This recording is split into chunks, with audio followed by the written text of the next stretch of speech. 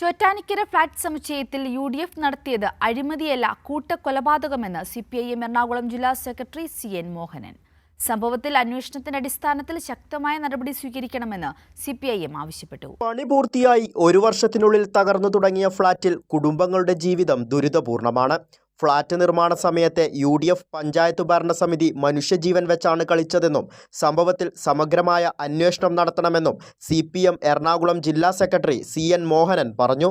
ഇതിന് അഴിമതി എന്നല്ല പറയുന്നത്, ശരിക്കും വാസ്തവത്തിൽ ഒരു കൂട്ട കൊലപാതകത്തിന് ഇടയാക്കുന്ന സംഭവമാണ് ഇവിടെ ഉണ്ടായിട്ടുള്ളത്. ഇവിടെ ഉപയോഗിച്ചുള്ള കമ്പികളിൽ നിന്നാണ് ഒരിക്കലും ഒരു എഞ്ചിനീയറും സമ്മതിച്ചു കൊടുക്കില്ലാത്തതാണ്. ഓവർസിയറോ അല്ലെങ്കിൽ ഒരു എഞ്ചിനീയറോ ഒരിക്കലും സമ്മതിച്ചു കൊടുക്കാൻ പറ്റാത്ത തരത്തിലുള്ള ഒരു നിർമ്മാണ സാമഗ്രികളാണ് ഉപയോഗിച്ചത്. വളരെ നിന്ദ്യമായിട്ടുള്ള അല്ലെങ്കിൽ ഒരു സമൂഹദ്രോഹികളായിരിക്കും ഇത് ചെയ്തേക്കുന്നത്. അന്ന് ഭരിക്കുന്ന ആൾക്കാർ ആരായാലും ശരി, അവർ കൂടി ഒത്തു പിടിക്കാതെ ഈ കാര്യം ചെയ്യാൻ പറ്റില്ല. ഈ ഫ്ലാറ്റ് ഇരിക്കുന്ന സ്ഥലം, ആ സ്ഥലത്ത് എടുത്തേണ ഒരു 1000 ലോഡ് മണ്ണെടുത്തിട്ടുണ്ട്. 1000 ലോഡ് മണ്ണെടുത്തിട്ടുണ്ടെങ്കിൽ ഈ ഫ്ലാറ്റ് കിട്ടാനുള്ള കാശായി. പക്ഷേ പഞ്ചായത്തിൻ്റെ രേഖയ്ക്കകത്ത് ആകെ ഒരു 50 ലോഡ് മണ്ണെടുത്തായിട്ട് മാത്രമേ രേഖയുള്ളൂ.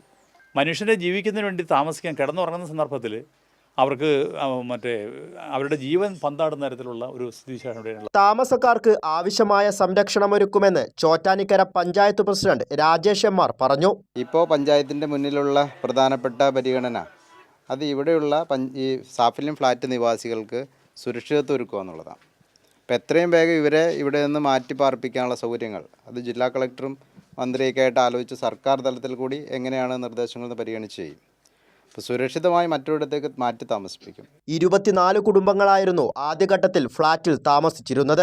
അതിൽ 5 കുടുംബങ്ങൾ വാടകയ്ക്ക് താമസം മാറി. വാടക നൽകി താമസിക്കാൻ കഴിയാത്ത നിസ്സഹായരാണ് ബാക്കി വരുന്നവർ.